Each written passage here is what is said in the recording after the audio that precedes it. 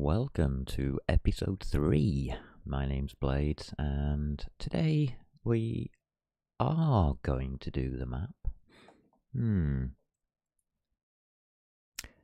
But I've slept since then, and I've been thinking about our player and our use of all of these bits. Oh yeah, errors. Line 28. Capital P. And line 30. Sorry, P31. Add. Get to beginning. Alright, okay. So yeah. Get num in capitals. There we go. That's the alterations. What I was thinking is, why have two entities? Why not just one? Why can't we just take that out altogether? Like, say, that, for instance. Because that would possibly cause us a problem. But it doesn't. What we can do is take the first segment and make it 0. So segment entity 0 can be the player. Why not? Well, all you have to do is paste it in these positions, and all of a sudden, hold on a minute, we just saved ourselves a little bit of a problem later on. When we come to doing the movement, we can now do a for next loop through all of the segments, and segment 0 will be the head. Wow, what a great idea. Why didn't I think of that? Oh, Blades. Yes, you just did. Well done. Oh dear, here we go again. Setters. Player entity. Everywhere there's a squiggle, just put player segment entity 0 in. Not a difficult bit of programming. But it changes everything later on, and that's the point. Okay, we're on to segment entity's position. So get player is now segment entity 0. Get position. Yeah, it all works perfectly just as well until you come to here. And that becomes base 0. And don't need that at all now. That disappears. Another problem solved. And that now becomes a 1. Because we've already got 0, so we don't need it again. Happy joy. Happy joy. Wow. That just made my life a whole lot easier later on. I can tell you. I know what's coming up, you see. I have the vision. No. I've just done it before, that's all. Yeah, right, we can get rid of that lot now, can't we? And something's missing. Can anybody tell me what's missing here?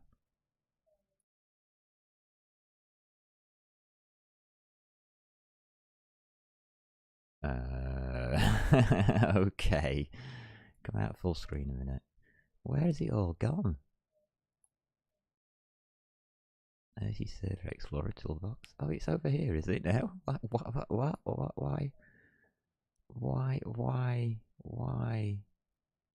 Why do this to me? Oh, stuff it. I'll just leave it like this then. I was going to do it in full screen. But as you can see, you can't. Oh, wow, Microsoft, you're a genius. I love you. I love you, really. Not. So, back to the game world. This is going to be a short episode of this, right? Add. New folder. No. New item. Let's get back on track. So, we're going to call this map. I've decided. I don't care what it's called, really. Map.h. And I'll also have that one there, please. Map.cpp. There we go. All hunky-dory and nice. Hash include map H. There we go. This isn't massive map. Its programming's really been done for us, let's be honest. All we need to do is hash include, and it's going to be, what entities was it for terrain? Yeah, there it is. There's terrain. What else do we need? Oh yeah, we'll just need a data loader. That's it. That's the only thing we really need for this. That's from the API. Data loader, please. Thank you. Class is map. Give ourselves a, well, don't really need that because I already know what it is. I'll do it straight up then. It's amber. Entities. Terrain. We're just going to call it map because it's easy to spell for me. Yeah. Choosing your variables by how easy they are to spell. Great. It's a new idea, isn't it, hey? So it's map and it's amber. I think that's going to be API, don't you? Yeah.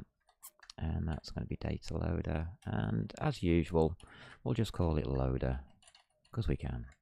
It's obvious what we're doing here. I'll need a deleter if I can get one to work, and that's just map. And let's just pop in, well, not much really. I suppose just the getter, yeah. Really don't think we need much for this. Amber, colon. Entities,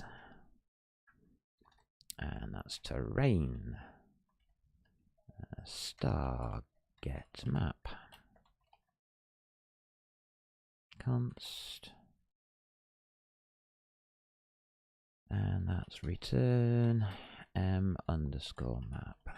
And that's it. Difficult or what?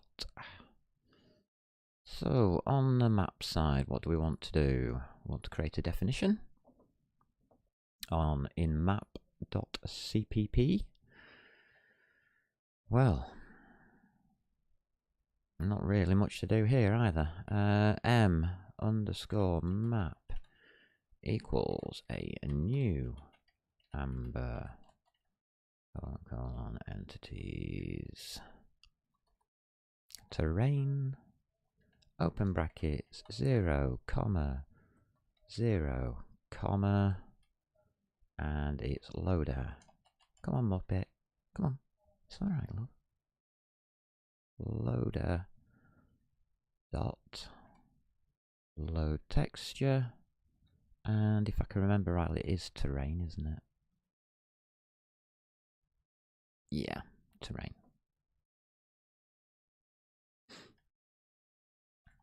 There we go. I think we're happy. I mean, is there really anything else you want to do with a map except for that lot? Nothing I can expect it to do. Oh, yes, there is. That helps if I put in the loader, doesn't it? Yeah, that's right. So we're happy now. 0, 0, loader. Loader dot load texture, terrain. Yeah, that's happy. Happy, happy, joy, joys. Anything else I wanted to do? No, not really there. That'll do.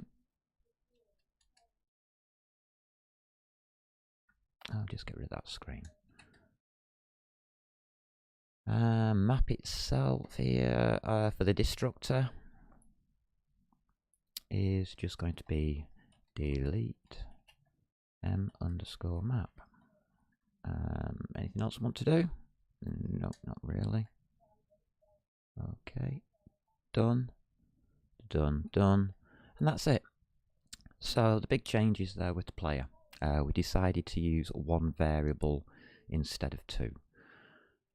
And the map's done. It is that easy. So there you go, map.cpp, all written for us. It's very easy, very straightforward. Nothing really to it. There you go. So it's a short episode. Now let's find something else to do. I was thinking, what were we going to do for RNG? I'll first talk about RNG. Random number generators in games. Be careful. XCOM is RNG based, and I play XCOM, and I don't like the RNG in XCOM. So I don't use a 1 to 100 system. It's way too big a scope to play around with.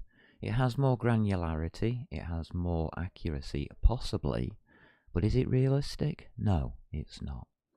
When you shoot a gun at somebody, you expect to hit them. You don't expect to have a 5% chance of missing, or a 25% chance of missing, or something stupid like that. You don't expect that. You just expect to hit them. So RNG in a game can be a bit dangerous. Something to think about. What we're going to do with that RNG and where we're going to put it. That's a good point. Let's have a look at my notes and see if I've got anything on it. Ooh, I haven't even loaded my notes. Didn't need to for that. Here we go. Notes. Okay, yeah, we can do that. Yeah, I think we can do this. We'll put it in... We shall put it in game rules. We'll just have dice. Again, it's not something that's going to be massive, so I may as well tag it onto this one because it's not a large, a very large video. Otherwise, I mean, we're on 12 minutes and we've finished the map, obviously. So source, new folder, and I'll call this game rules. Here we go. And in here, all I'm going to do is add new item, and we'll call it dice.h. And let's have another one. Add new item, and it's going to be called dice.cpp. There we go. So this is going to be our random number generator. I'm going to allow our random number generator to do anything it wants. So we can decide on the spur of the moment exactly how we want to deal with random numbers. I think that's fair enough. The subject is a large one, a very big one. So it's one we've got to be careful of and how we're going to use it. But we're going to be using this in a very easy way, I suppose. What have I done? Rename.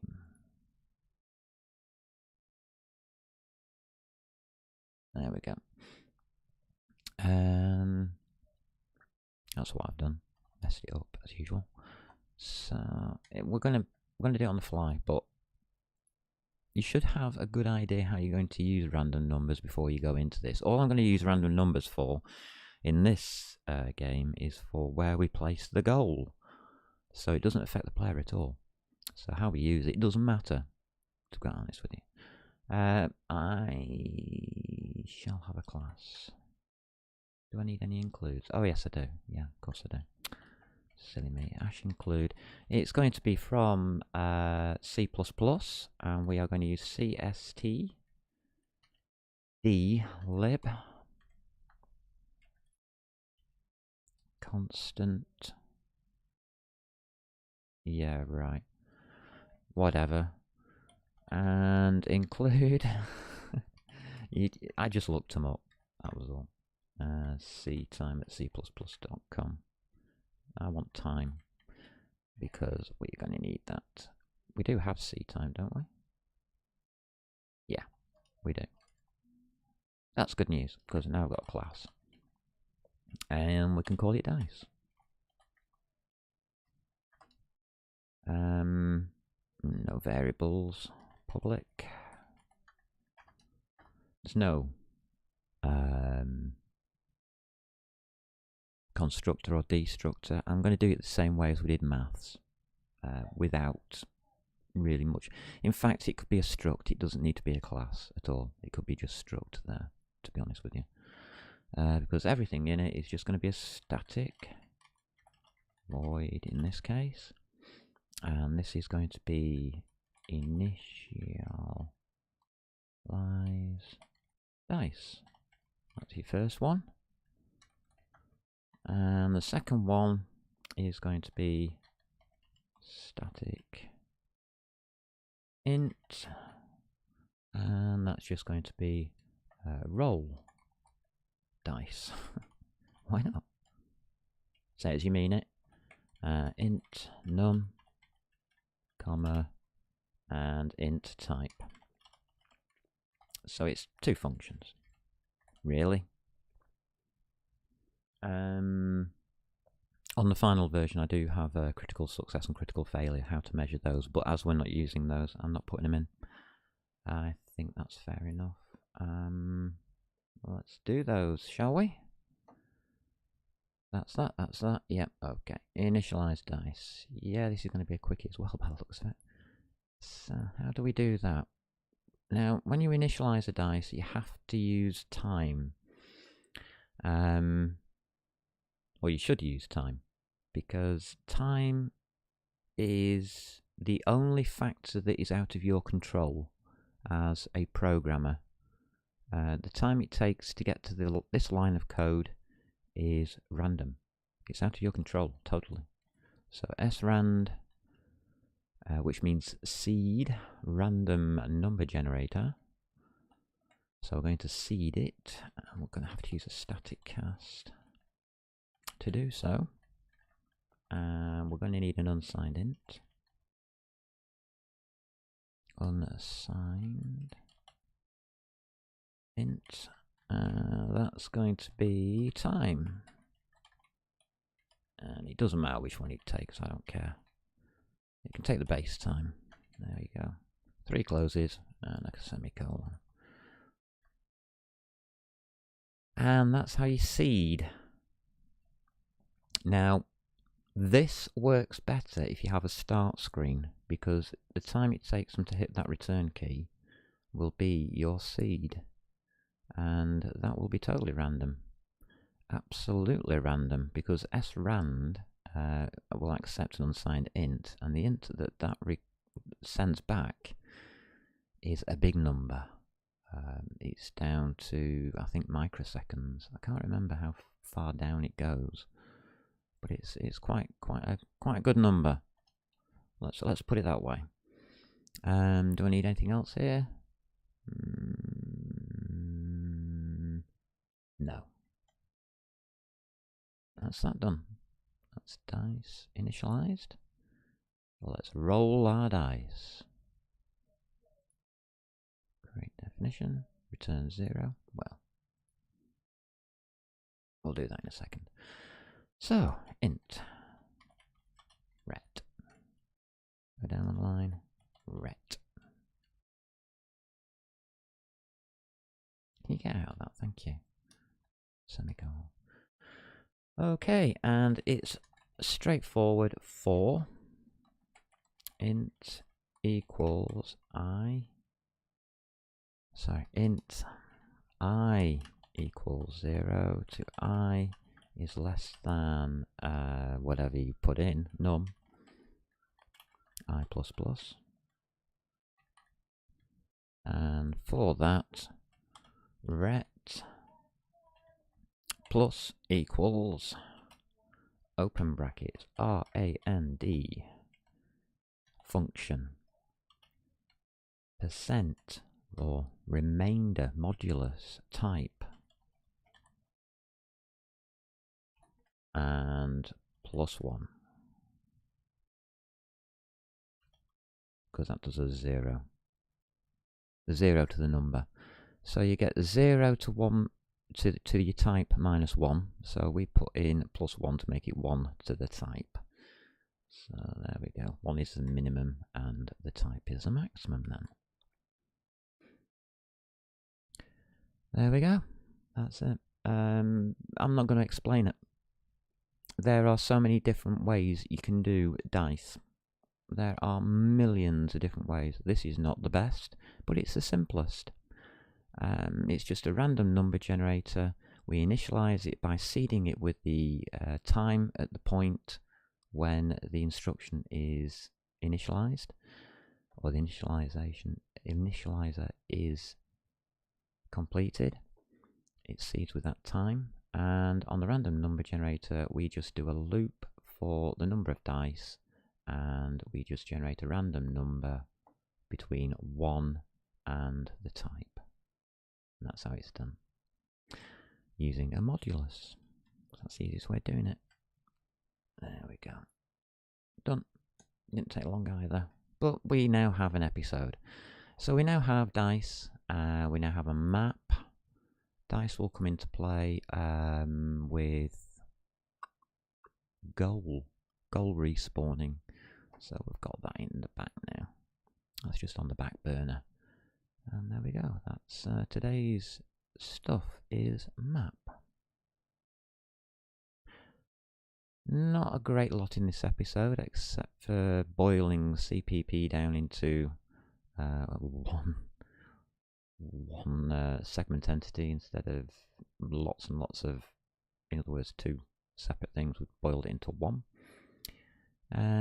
Map we've completed, dice we've completed, and that today really gets us through the main bits.